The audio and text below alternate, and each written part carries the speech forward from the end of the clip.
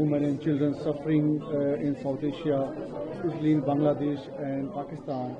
So how do you see the situation there, because they are really suffering on the ground? Yes, they are. And I've been following this. I grew up in Bangladesh. I love that country. It's very dear to my heart. And I'm really devastated. My heart is broken of what has been happening the last year. There's also a geopolitical aspect to what happened in Bangladesh, to have the caretaker government now. But my plea to Mohammed Yunus, the caretaker prime minister, is to get control of this country and take care of these extremists, because the Bengali people is a beautiful people and they can live in peace. But you see all around the world, when extremists get ground, evil prevails.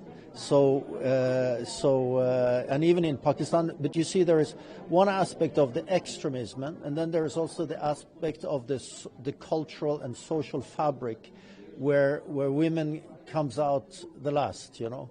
So we need a global focus on women's rights and situation, because women is the key. I worked in Bangladesh in a project that were strengthening women in the rural areas. And we see that when we strengthen the women's rights and when we create opportunities for them to make money, to contribute to the family, it lifts even the family out of poverty. So I think that one thing is the extremism, but we need to strengthen women in a lot of cultures, and they will see that will lift also the societies out of poverty. In recent past, there are a lot of incidents, where people from the minority groups, especially the women and children, have been targeted. So do you believe there's violations of the human rights? Oh yeah, definitely violation of human rights, and Hindus are targeted especially now, and also Christians, but mostly in Bangladesh, the big part has been targeted of Hinduism.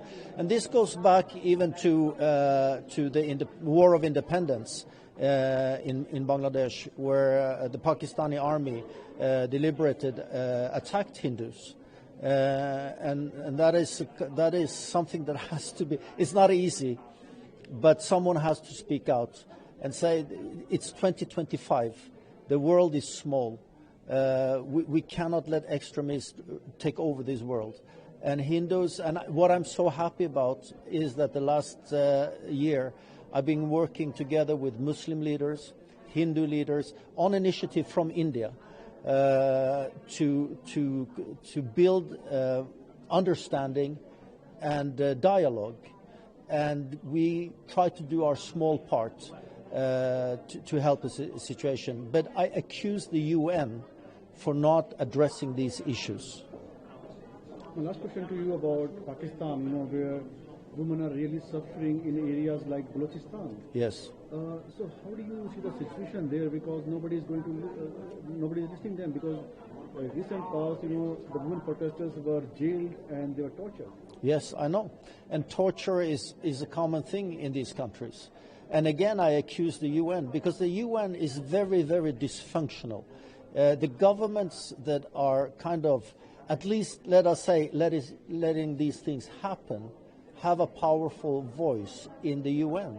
And if the UN doesn't work anymore, we need to find a new world body that will address it. Countries of goodwill, leaders from the communities, government leaders, media personalities that can. I think that it has come to a point where either the UN gets a grip on itself, or we have to establish something new for countries of goodwill.